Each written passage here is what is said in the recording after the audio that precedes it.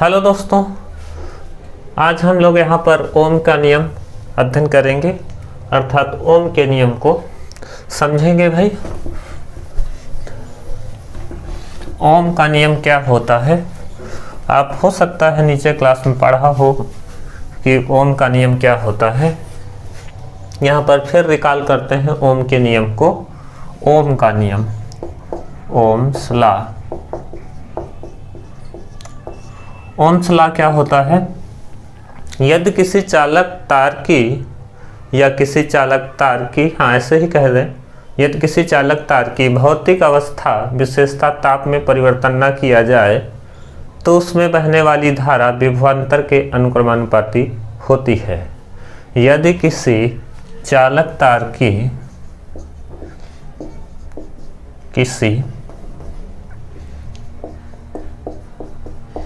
चालक तार की भौतिक अवस्था, क्या? फिजिकल स्टेट, भौतिक अवस्था में विशेषता ताप, विशेषता क्या? ताप ना बदले। भौतिक अवस्था ब्रैकेट में विशेषता ताप, ठीक है, या जैसे कह दीजिए, जैसे ताप में परिवर्तन ना हो,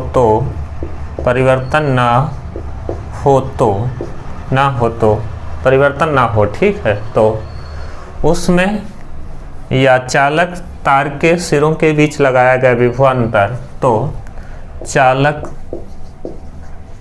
तार के सिरों के बीच लगाया गया विभवांतर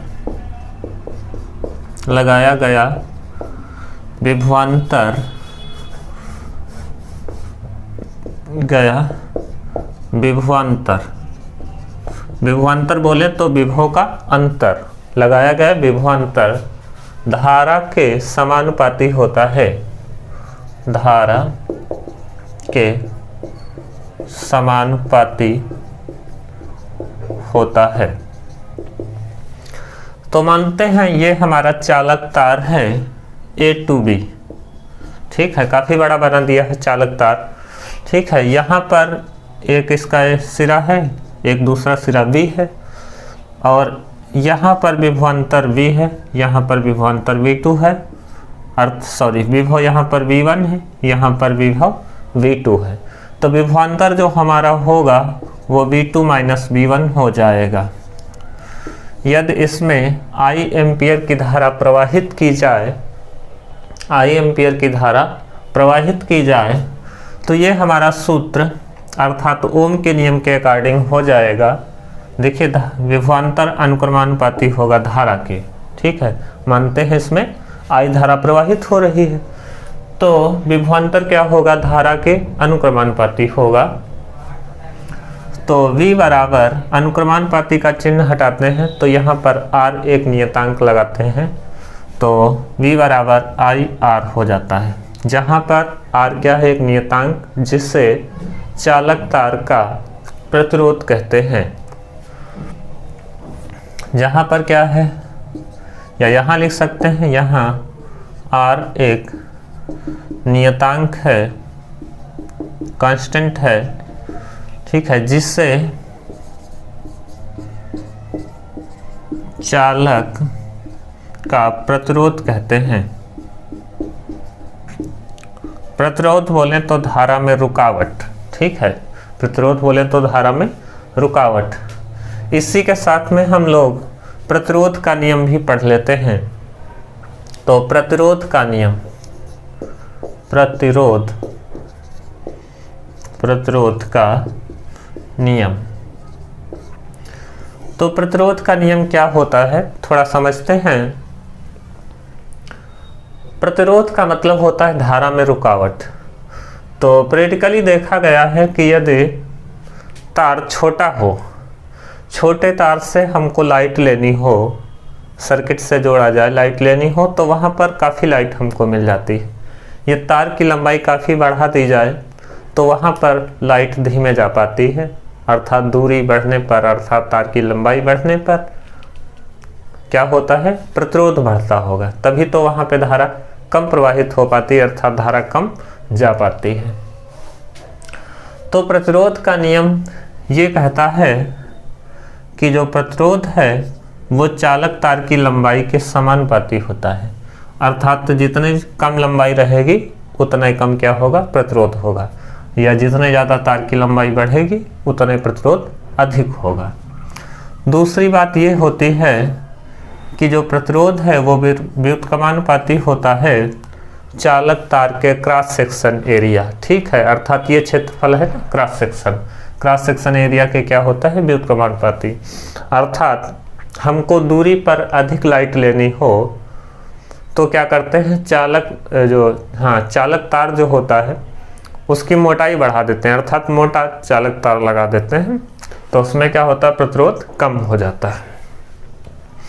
इन दोनों को मिला दें तो R अनुक्रमानुपाती L/A हो जाता है, ठीक है। इसके बाद क्या होता है, ये अनुक्रमानुपाती का चिन्ह हटाते हैं तो एक रो नियतांक लगाते हैं, अर्थात रो क्या होता है, ये देखिए रो है L/A, ये R की वैल्यू हो जाती है, ठीक है, प्रतिरोध की। यहाँ रो एक नियतांक है, कांस्टेंट है, जिससे चालक का विशिष्ट प्रतिरोध कहते हैं। रो क्या है, एक नियतांक है जिससे चालक का विशिष्ट प्रतिरोध कहते हैं, ठीक है। यहाँ पर नोट करिएगा, यहाँ नियतांक है जिससे चालक का विशिष्ट प्रतिरोध कहते हैं।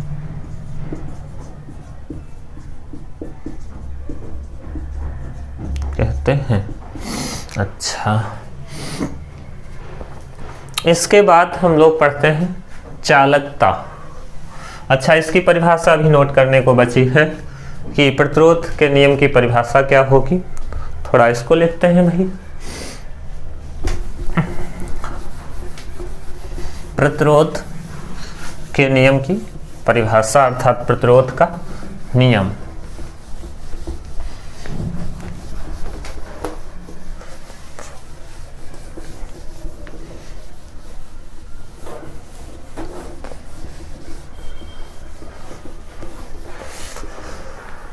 प्रतिरोध का नियम क्या होता है, किसी चालक का प्रतिरोध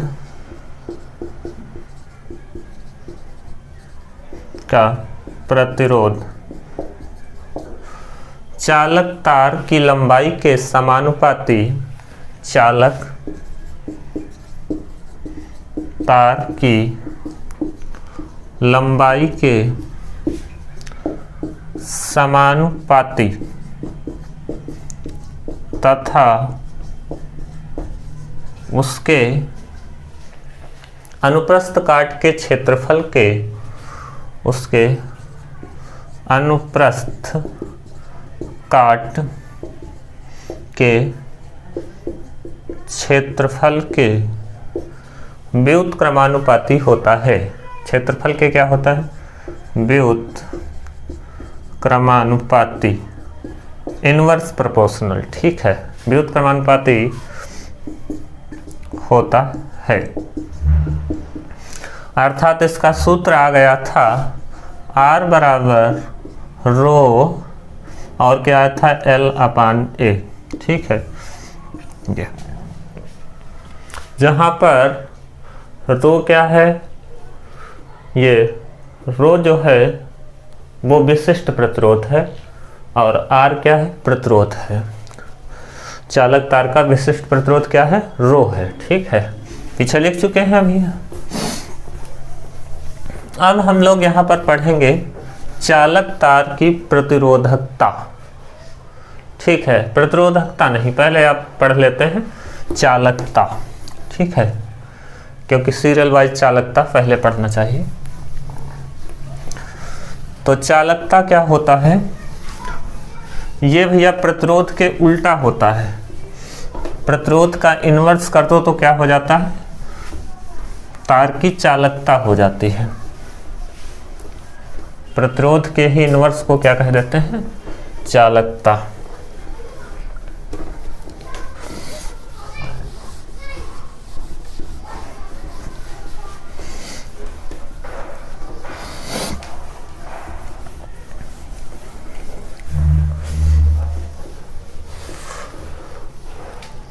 तो चालकता, कंडक्टिविटी, कंडक्टिविटी, चालकता, चालकता, कंडक्टिविटी, ठीक है, चालकता। तो चालकता को हम लोग C से रिप्रेजेंट करते हैं। ये प्रतिरोध का इन्वर्स होता है, ठीक है, प्रतिरोध का क्या होता है? इन्वर्स। अच्छा, तो यहाँ पर R की वैल्यू रख सकते हैं, क्योंकि R बराबर हमको क्या मिला था? R बराबर मिला था रो L/A। यहाँ पर R की वैल्यू रख सकते हैं, अर्थात ये जो प्रतिरोधकता का जो चालकता का जो मात्रक होता है उसकी बात कर लेते हैं। तो मात्रक इसका क्या होगा? C का। तो देखिए C बराबर है 1/R। R का मात्रक क्या होता है? ओम। तो ये हमारा आ जाएगा, इसका मात्रक ओम इनवर्स। मात्रक क्या आ जाएगा? Ohm inverse. ओम इनवर्स को ही हम लोग क्या कहते हैं? सीमेन। क्या कह देते हैं? सीमेन। ओम इनवर्स, सीमेन। चालकता के बाद हम लोग यहाँ पर पढ़ेंगे विशिष्ट चालकता। विशिष्ट चालकता। विशिष्ट चालकता को हम लोग कप्पा से रिप्रेजेंट करते हैं। कप्पा, जो कप्पा होता है वो 1/ρ के व्युत्क्रमानुपाती होता है, अर्थात कप्पा = 1/ρ होता है, अर्थात कच्चा बराबर 1/पक्का, ठीक है, ऐसे भी कह सकते हैं। ये रो लिखा गया है, पी का विकृत ही रूप होता है ना, रो। अच्छा, तो ये कप्पा हो जाता है। इसके बाद हम लोग सेल स्थिरांक पढ़ते हैं। तो यहाँ पर हमने पढ़ लिया है C बराबर 1/R और कप्पा = 1/ρ। इसके बाद हम लोग अध्ययन करेंगे सेल स्थिरांक। क्या अध्ययन करने वाले हैं? सेल स्थिरांक। ये केवल सूत्रनुमा आप लोग याद रखेंगे और इनकी यूनिट याद रखेंगे, तो जिससे कि क्या होगा, न्यूमेरिकल करने में हम लोगों को क्या मिलेगी? आराम मिलेगी, अर्थात सहूलियत मिलेगी, अर्थात आसानी होगी। तो भैया जहाँ पर सेल स्थिरांक पढ़ने वाले हैं, सेल स्थिरांक, सेल स्थिरांक। तो सेल स्थिरांक को थोड़ा समझते हैं। जैसे हमारा ये कोई विद्युत अपघटनी सेल है, क्या है? विद्युत अपघटनी सेल, और इसमें 2 इलेक्ट्रोड रहेंगे, ठीक है, क्या रहेंगे? 2 इलेक्ट्रोड, और इनके बीच में कोई विलयन भरा होगा, ठीक है। विद्युत अपघटनी क्या है? सेल है। यहाँ पर सेल जो लिया जाएगा उनके बीच की दूरी, अर्थात सेल के इलेक्ट्रोडों के बीच की दूरी निश्चित होती है, उसको हम लोग L से रिप्रेजेंट करते हैं, और इनके क्षेत्रफल को, क्रॉस सेक्शन एरिया को हम A से रिप्रेजेंट कर दें। तो सेल स्थिरांक क्या होगा समझते हैं थोड़ा। सेल स्थिरांक को हम लोग x से रिप्रेजेंट करेंगे। तो x बराबर होगा, एक मिनट, x जो बराबर होगा वो L/A के बराबर होता है, ठीक है। अर्थात दोनों सेल के दोनों इलेक्ट्रोडों के बीच की दूरी तथा इनके क्षेत्रफल के अनुपात को ही हम लोग क्या कहते हैं? सेल स्थिरांक कहते हैं। तो किसी, इसकी परिभाषा ऐसे लिखेंगे, किसी विद्युत अपघटनी सेल का, किसी विद्युत अपघटनी सेल के, सेल के लिख देते हैं, इलेक्ट्रोडों के बीच की दूरी, इलेक्ट्रोडों के बीच की दूरी तथा इलेक्ट्रोडों के बीच की दूरी तथा उनके क्षेत्रफल का अनुपात किसी विद्युत अवनी सेल के इलेक्ट्रोडों के बीच की दूरी तथा उनके क्षेत्रफल का अनुपात क्या कहलाता है? सेल स्थिरांक कहलाता है, का अनुपात सेल स्थिरांक कहलाता है। ठीक है, तो यहाँ पर x बराबर L/A होता है, x बराबर L/A होता है। तो यहाँ से देखिए भाई, सेल स्थिरांक x बराबर L/A होता है। यहाँ से हम क्या लिख सकते हैं, देखते हैं भाई। यहाँ से r बराबर है हमारा रो L/A, तो L/A का मान इधर ही रख दीजिए, तो r/रो